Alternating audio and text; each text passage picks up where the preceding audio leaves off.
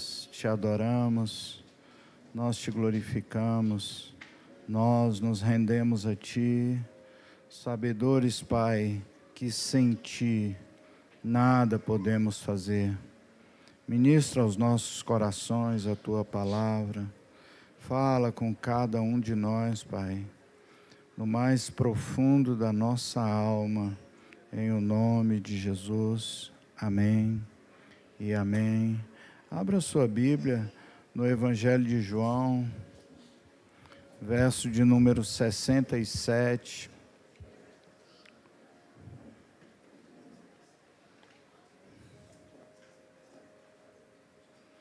O Evangelho é um encontro real, uma proposta para o futuro e uma cura para o passado. O Evangelho é um encontro real, uma proposta para o futuro e uma cura para o passado. João 6, verso 67.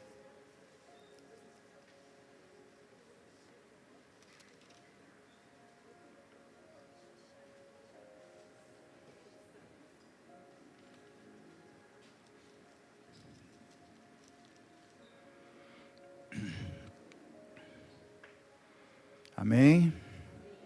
Então disse Jesus aos 12, querei vós também retirar-vos? Amados,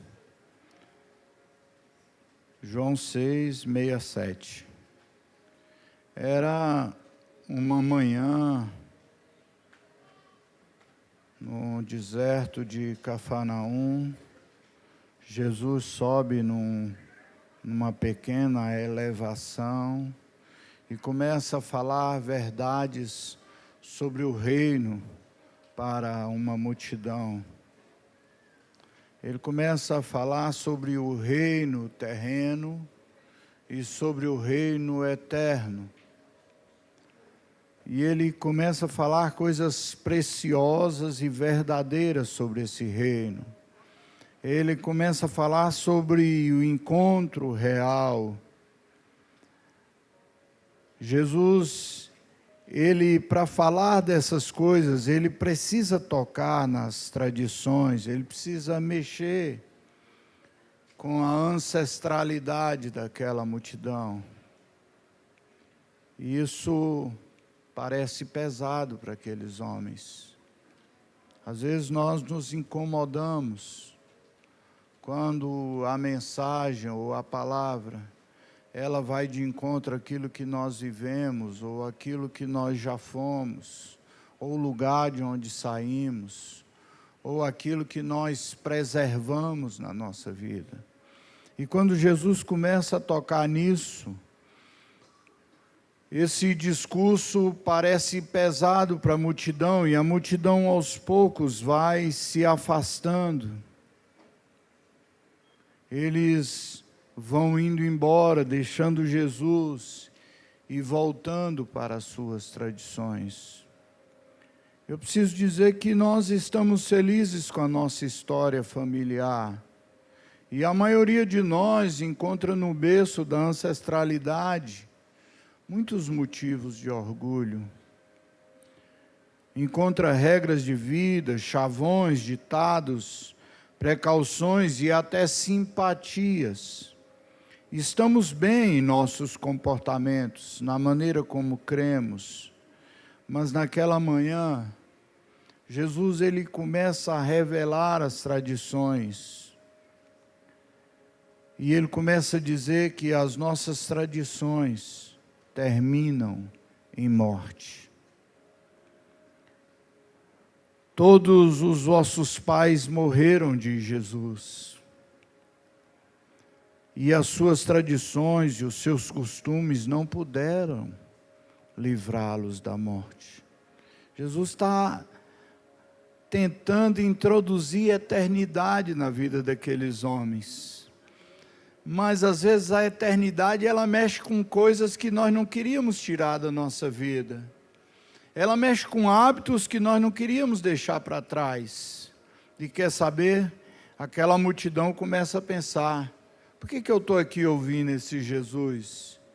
Posso voltar para minha casa, eu posso voltar para minhas coisas, eu posso voltar para minha família, eu posso voltar para os meus costumes, eu posso voltar para aquilo que eu fazia. E aquela multidão então começa a se dispersar e voltar para o lugar de onde ela veio. Às vezes, amado, a palavra que nós ouvimos não nos parece agradável. E nós queremos voltar para as nossas casas. Nós queremos voltar para o lugar de onde nós saímos. Nós queremos deixar aquele lugar onde a palavra está como um comichão nos nossos ouvidos. Jesus percebe isso, e ele percebe que há um incômodo também entre os discípulos, e ele faz essa pergunta que nós lemos no princípio: vocês também não querem ir com eles? Vocês também que estão incomodados com essa palavra, vocês que estão incomodados com um evangelho que propõe mudança, que propõe transformação, um evangelho que trata do futuro, que encontra agora, mas que cura o passado.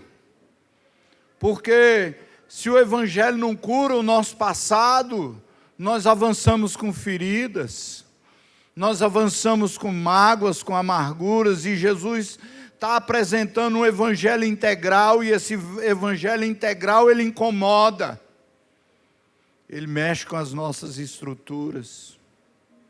O evangelho integral, ele nos tira do lugar onde nós estamos, e nos coloca num novo lugar. Ele nos dá uma nova perspectiva, um novo pensamento, uma nova visão. E às vezes ele nos propõe que abandonemos coisas das quais nós não estamos dispostos a abrir mão. E Jesus percebe o incômodo, e ele diz para os discípulos: e vocês, não querem ir embora também? Pedro olha nos olhos de Jesus e diz: Senhor, nós vamos para onde? Para onde é que nós vamos? Essa resposta de Pedro tem muito do céu nela, mas tem muita verdade embutida. E é sobre as verdades embutidas que eu quero falar com você nessa noite.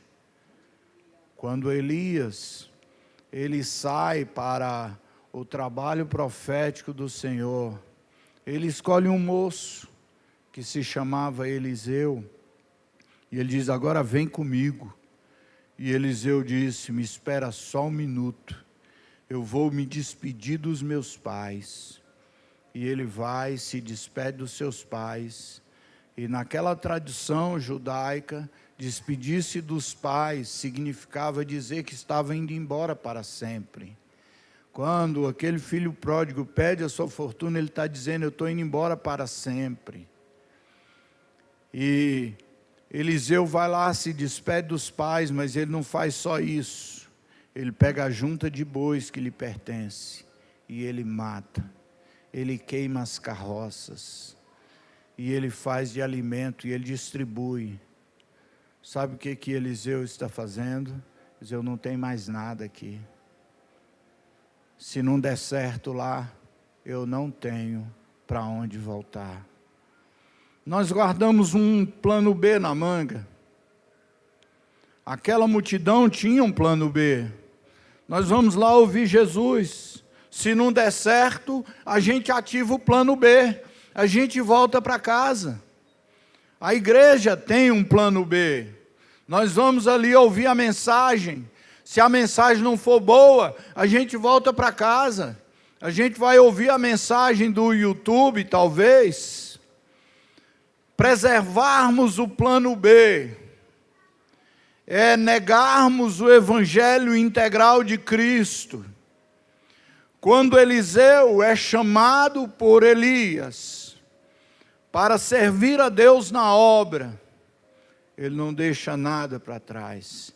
E essa é uma verdade embutida que Pedro está dizendo, olhando nos olhos de Jesus: nós vamos para onde? Eu não tenho mais barco, eu não tenho mais rede, eu não tenho mais profissão, eu deixei tudo para te seguir, eu não tenho plano B, eu não tenho para onde voltar, não há nada que eu possa fazer se o evangelho que o Senhor me anunciou não for verdade. O evangelho que o Senhor me anunciou, Jesus, é isso que Pedro está falando, tem que ser verdade, porque eu não tenho para onde voltar, não há nada mais que eu possa fazer. Nessa noite, amados, se eu pudesse trazer uma verdade ao seu coração, eu diria: cancele o plano B. Jesus é o caminho, a verdade e a vida. Venha nesse caminho, mate os bois, queime as carroças, distribua isso, cancele o plano B.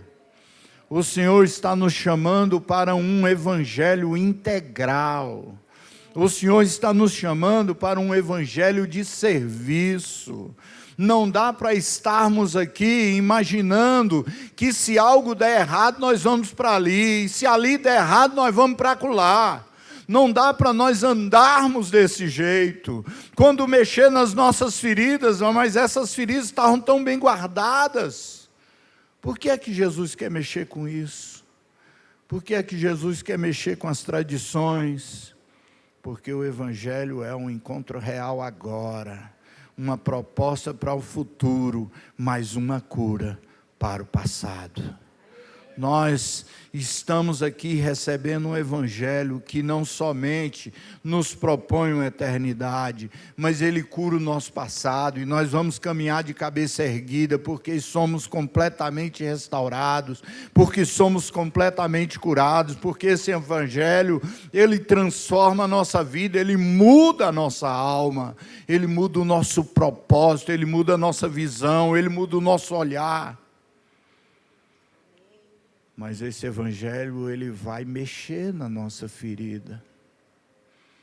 Talvez aquelas caixinhas escondidas, aqueles lugares ocultos, esse evangelho, ele entra lá dentro, e ele traz realidade a lugares que nós não gostaríamos de ver expostos, talvez.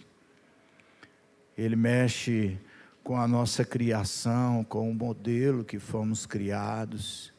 Ele olha para os nossos pais, para os nossos avós, porque o Jesus que nos chama, ele nos quer por inteiro. E é disso que Jesus está falando com aqueles homens. Fala: olha, vocês estão falando aí de Moisés, todos esses homens morreram no deserto.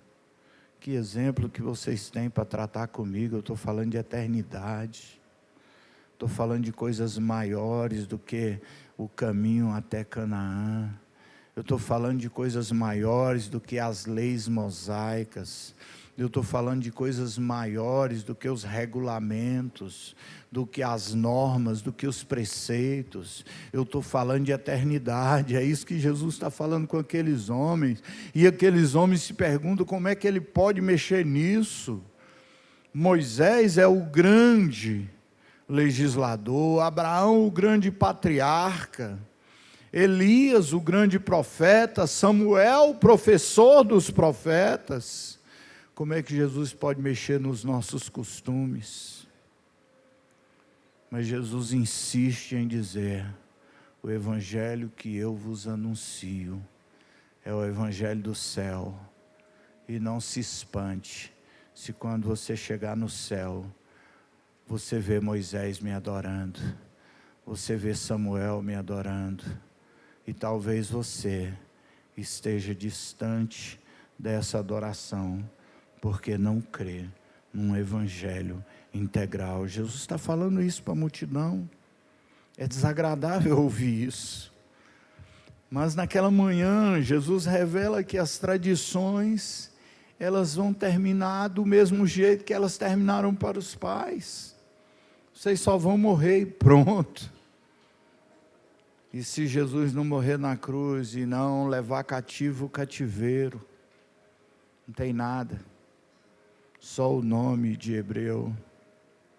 Jesus revela que essas tradições, elas não deram resultado no passado, que tudo isso que você está guardando, que você está preservando em nome da família, não está te fazendo bem, não está te ajudando, não está te ajudando a vencer seus traumas, as suas desilusões, não está te ajudando a triunfar em fé, não está ajudando a construir uma jornada de fé num evangelho real.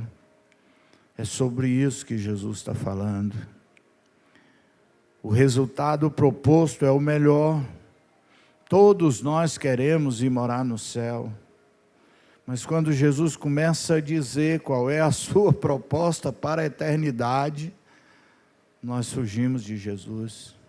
Porque a proposta é dura, a proposta é pesada. A proposta, ela mexe no nosso passado. Ela trabalha o nosso presente. E ela faz propostas para o nosso futuro. E a gente sempre se pergunta: Jesus, não dá para eu ir para o céu só e pronto? Sem ter que mudar, sem ter que transformar, sem ter que mexer, sem ter que bagunçar. O Senhor está quebrando as estruturas, o Senhor está quebrando meus ídolos. O Senhor está destronando os meus ídolos, isso não é bom. Mas Pedro diz: só o Senhor tem as palavras da eternidade. Isso é duro, Senhor. Pedro está reconhecendo: eu não vou dizer, Jesus, que isso aqui não é duro.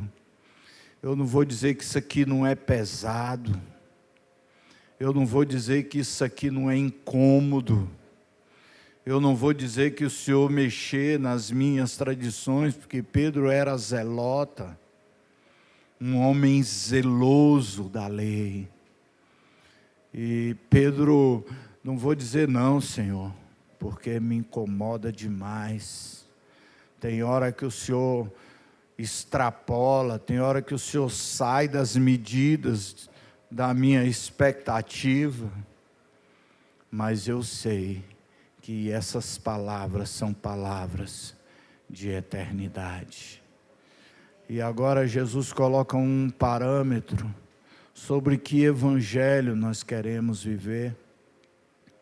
Se é o evangelho terreno, o evangelho da moda, o evangelho das igrejas, o evangelho que faz as pessoas aparecerem, terem muitos seguidores, ou se queremos o evangelho da eternidade. O evangelho da eternidade é você chegar em casa e chutar aquilo que não está te fazendo bem. O evangelho da eternidade destrona os seus ídolos. O evangelho da eternidade destrói as suas tradições. O evangelho da eternidade, ele rompe vínculos familiares. Meu Deus, que evangelho é esse? Jesus te propõe uma nova família. E ele diz: olha, os vínculos dessa família aí estão te trazendo maldição. E você pode estar aí com cargas hereditárias que não são boas. O evangelho da eternidade vai te chamar a romper com isso. O evangelho da eternidade, ele diz para mim que nada do que eu vivi no passado serve senão para eu testificar do encontro real com Cristo na minha vida.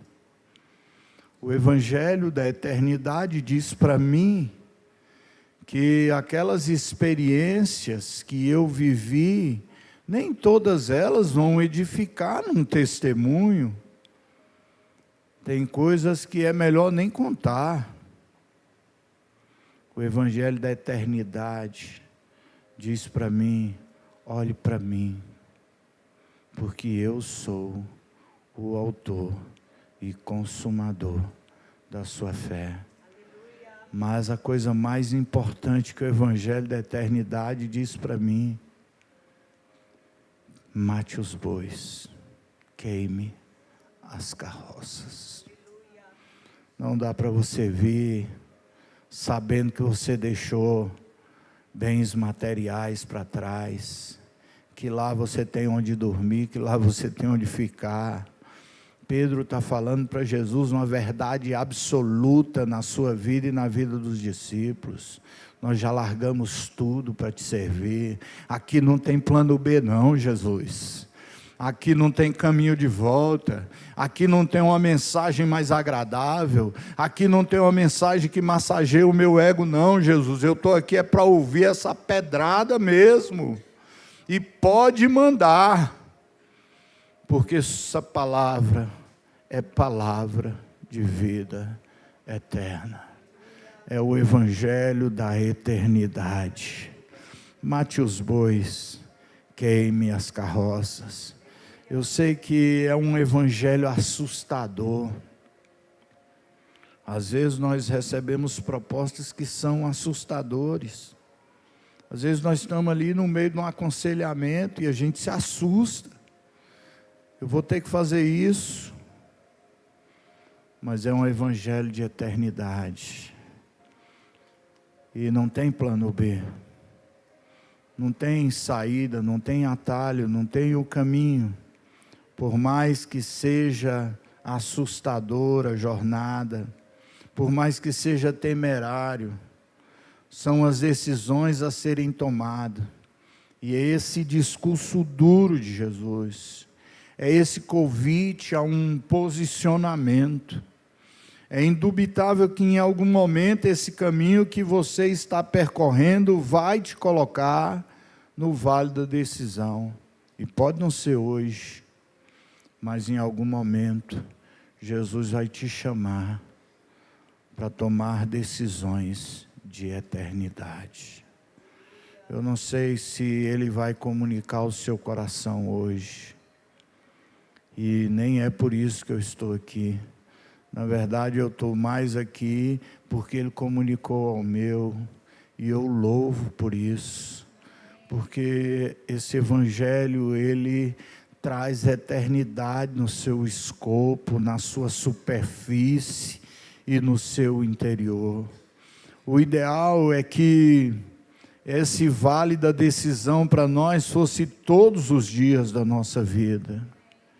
Mas pelo menos uma vez, você terá que decidir se você vai ou se você fica. Se você muda ou se você permanece. Se você avança ou se você desiste.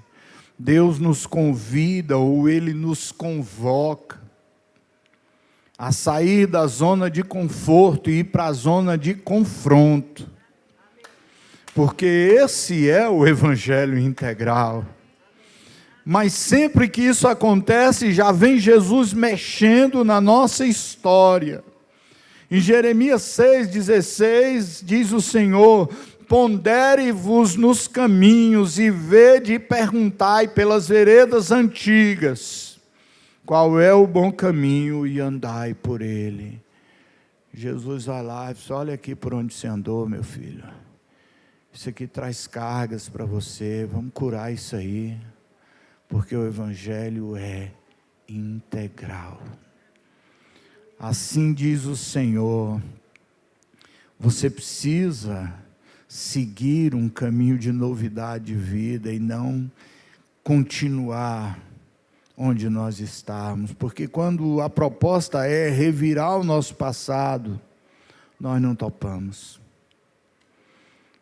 A liberdade é a coisa mais sonhada e mais difícil para um escravo, porque a liberdade, a gente pensa que é ir para onde a gente quer, mas na verdade a liberdade em Cristo é poder mostrar as nossas cicatrizes sem sentir a dor que elas nos causaram. é poder dizer por onde nós passamos, e dizer isso de cabeça erguida, é poder dizer quem fomos, e mostrar o que o Evangelho transformador nos fez. Ele nos confrontou, Ele nos arrancou de lá, e nós matamos os bois, e queimamos as carroças, e não tem plano B, não tem plano B. No Salmo de número 78, no verso 20, o salmista, ele vai contando a narrativa do que aquele povo, o povo hebreu, passou no deserto. E ele conta que em um momento aquele povo fez uma pergunta: por acaso esse Deus poderia colocar para nós uma mesa no meio do deserto, e colocar sobre essa mesa pão, e colocar sobre essa mesa carne? Deus não responde a essa pergunta, não com palavras. Deus responde com pão e com carne, porque o Evangelho integral, ele sacia as nossas necessidades. A escravidão deu ao povo o mínimo, mas Deus oferece tudo. E quer saber? O povo sente falta do mínimo. O povo que vive em abundância, comendo pão e comendo carne. Eu não sei se você sabia disso, mas aquele povo comia carne no máximo 3 vezes ao ano na escravidão do Egito. E agora eles estão comendo carne todo dia. Estão reclamando de Deus. Puxa, que povo ingrato. Mas a pergunta é: e nós? Nós somos agradecidos por esse cuidado, por esse zelo, por esse trato, por um Deus para quem nós pedimos pouco e Ele nos dá muito, por um Deus que nós só queríamos ter paz por um momento, e Ele diz: eu vou te dar uma eternidade de paz. Não é só paz por um momento, não é só paz para uma vida, eu vou te dar uma vida eterna, no lugar onde não se chora, onde não se sofre. É isso que eu tenho para você. O povo maltrapilho veste a melhor roupa para sair do Egito. Eles vestiram as melhores vestes, porque a proposta era sair do Egito para adorar a Deus no deserto. E quer saber? Eles caminharam por 40 anos, e a sua roupa nem amarrotou. As suas sandálias não desgastaram, diz o texto. E esse povo não conseguiu ver isso. 40 anos. E esse povo não conseguiu ver milagre nisso. Se Deus não tivesse feito mais nada, isso já não seria o suficiente. Mas eles reclamavam e reclamavam. Eles se queixavam o tempo inteiro. Deus preserva seus calçados, preserva suas roupas. O deserto é assustador, Deus coloca uma nuvem de sombra sobre eles. À noite, o frio é terrível no deserto, Deus coloca uma coluna de fogo. Mas eles não veem milagre nisso. A pior fase do crente é quando o crente deixa de reconhecer os milagres de Deus. Quando o crente vive sem perceber aquilo que Deus está fazendo na sua volta. Quando o crente vive sem perceber o que Deus está fazendo na sua casa. Quando o crente não percebe os milagres que estão acontecendo na sua família. E ele se põe a reclamar e a reclamar. E quando Jesus ele nos chama para esse evangelho integral, ele começa a mexer nisso. Está vendo aqui? Isso aqui que eu fiz por você, e você não viu. esse milagre eu fiz na sua casa e você não viu. Jesus não está te cobrando os milagres, mas Ele está mostrando que os seus olhos estavam em outros ídolos, ou em outros deuses.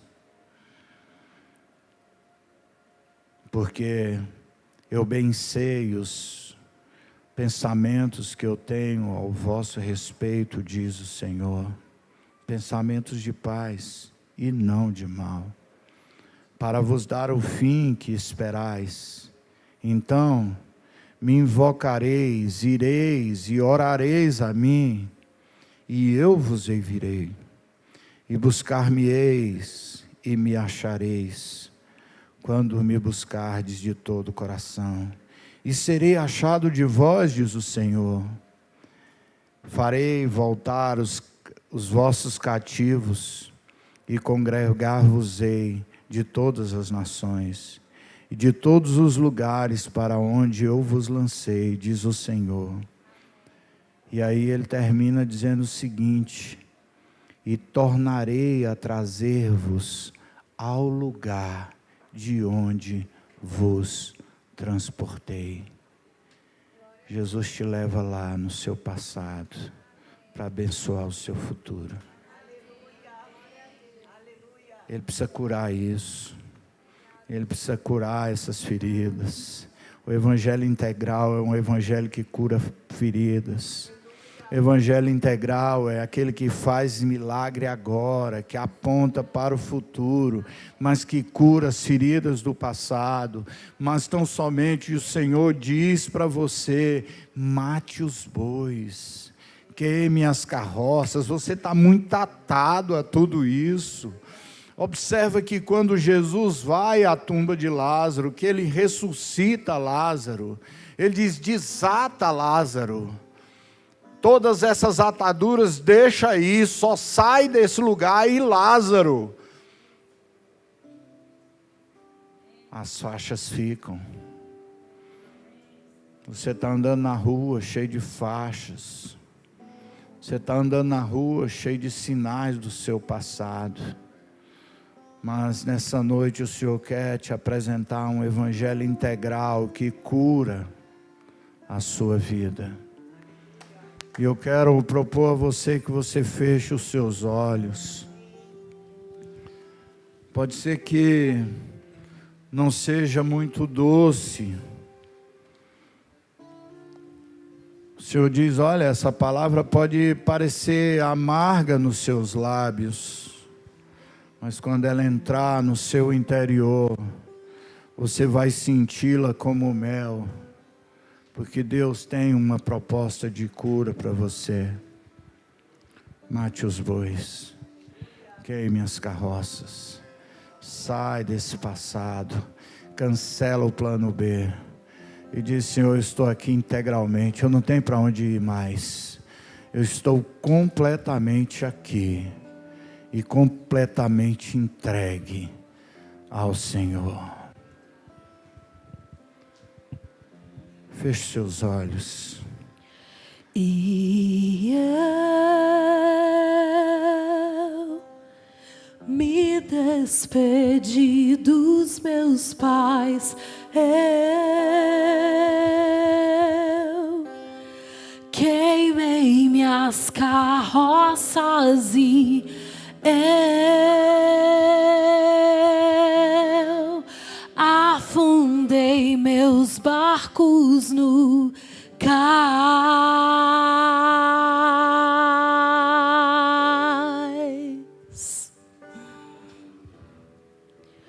Pra onde eu irei se eu não tenho pra onde? Só tenho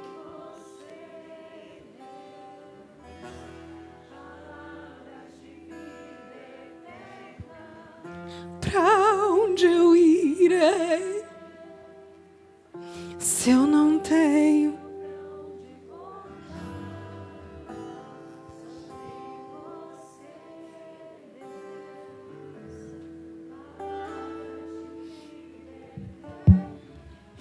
Pra onde eu irei tenho pra onde voltar. Só tenho você, Deus. Palavra de vida eterna. Pra onde eu irei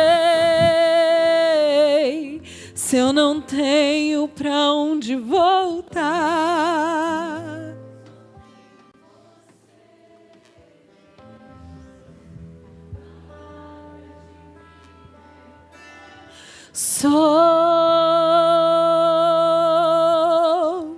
Sou totalmente teu.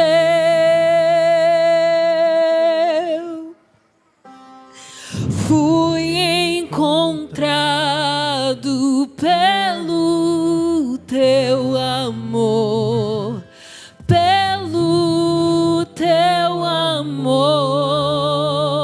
Eu sou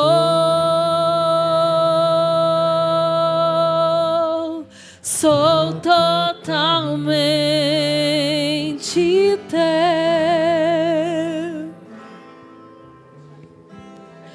Fui contemplado em ser um com você, ser um. Sua palavra foi caçada. Eu sou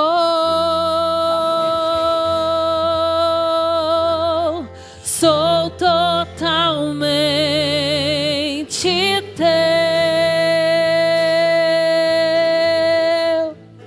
Fui encontrado pelo teu amor, pelo teu amor. Eu sou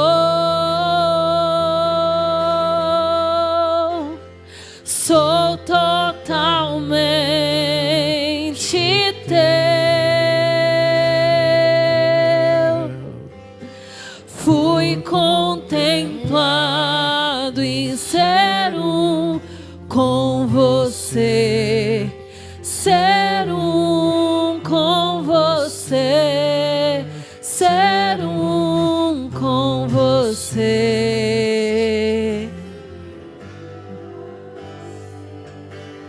Ser um com você.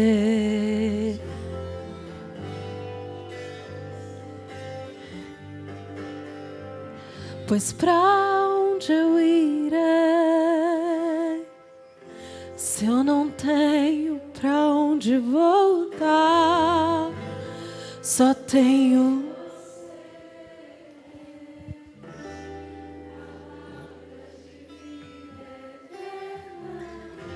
pra onde eu irei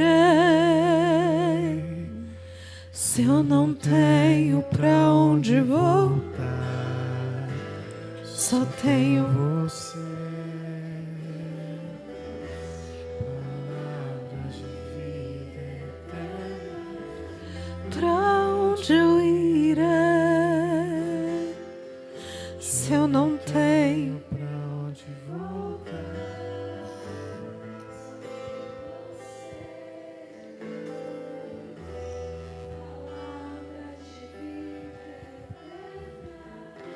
pra onde eu irei.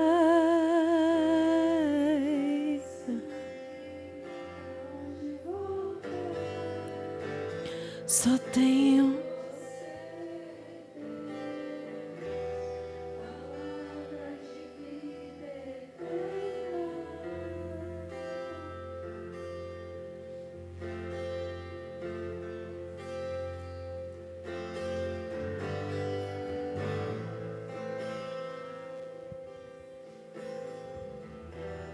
palavra de vida eterna.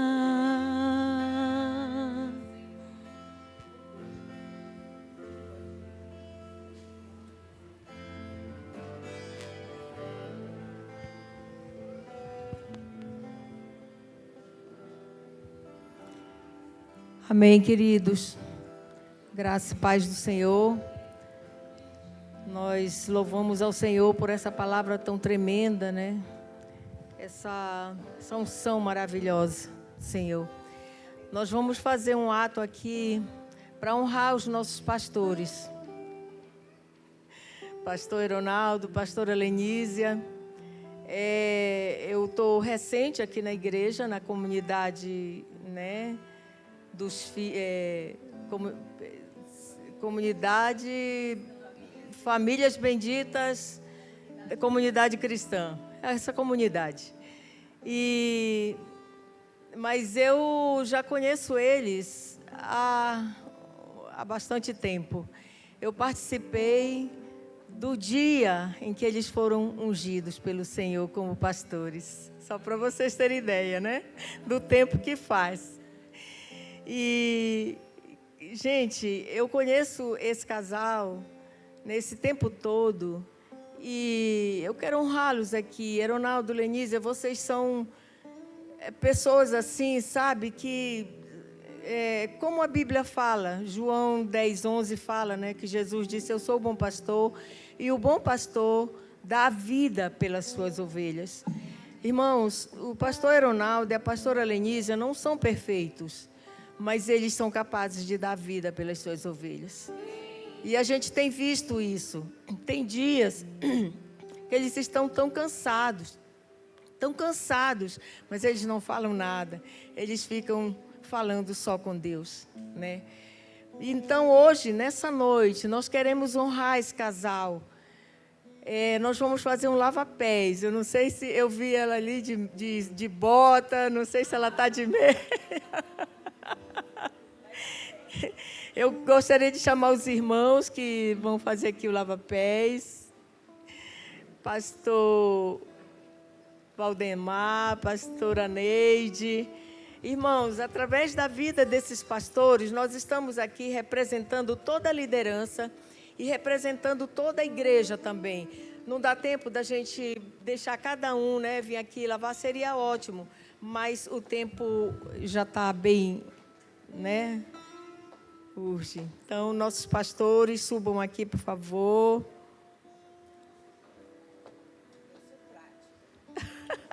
Que legal.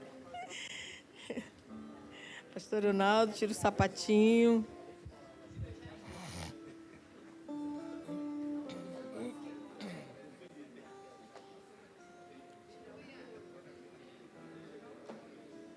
Tira o mocassim, pastor. Amados, esse casal precisa de honra.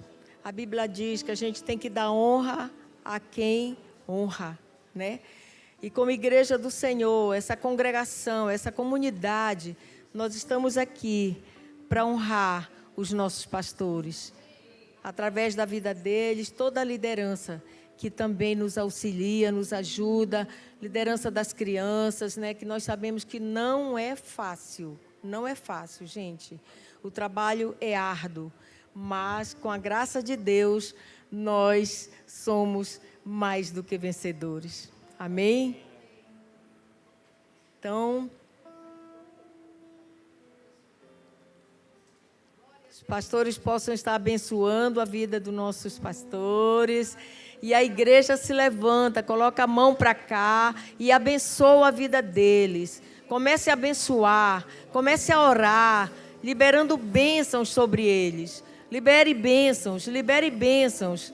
Libere bênçãos. Senhor, nós liberamos bênçãos sobre a vida dos nossos pastores, sobre a liderança dessa casa, Pai.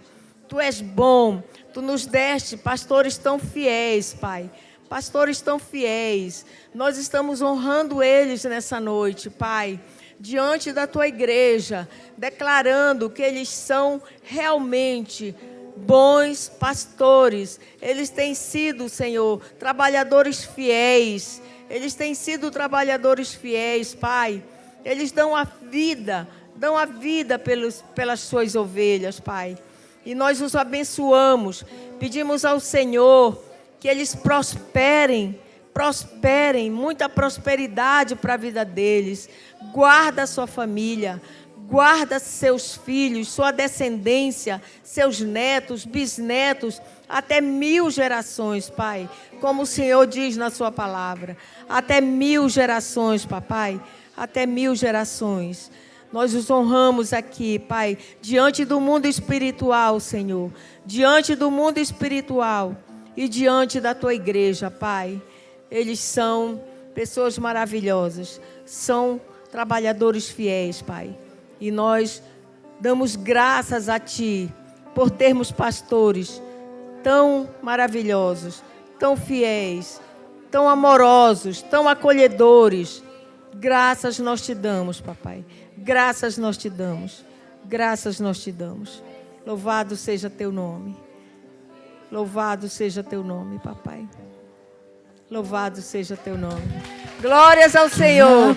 Aplauda o Senhor. Aplauda o Senhor pela bondade dele de nos conceder, nos dar pastores tão amados, pastores que nos amam com tanto amor, amados, tanto amor, pastores fiéis a Deus, pastores fiéis a Deus, pastores honestos, amados. Hoje em dia não está fácil encontrar pastor honesto, mas os nossos pastores são todos, né, honestos. Graças a Deus.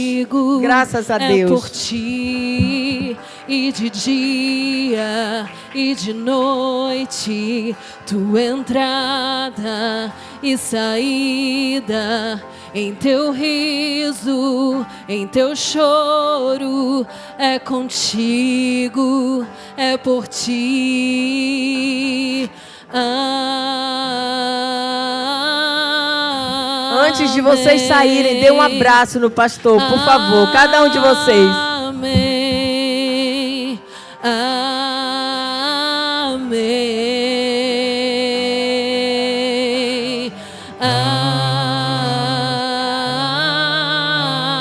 Amém. Amém. Amém. Que a bênção se derrame até 1000 gerações, tua família e teus filhos e os filhos dos teus filhos, tua presença te acompanhe por detrás, por diante, do teu lado e em ti. É contigo, é por ti, e de dia e de noite, tua entrada e saída, em teu riso, em teu choro, é contigo, é por ti. Amém.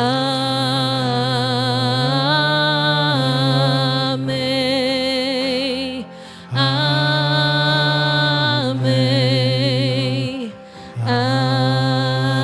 Amém. Pai, nós te agradecemos por tudo que o Senhor é, Pai. Nós te agradecemos por tudo que o Senhor faz em nós. Te agradecemos por estarmos aqui, te agradecemos porque o Senhor nos trouxe, porque estamos reunidos, Pai.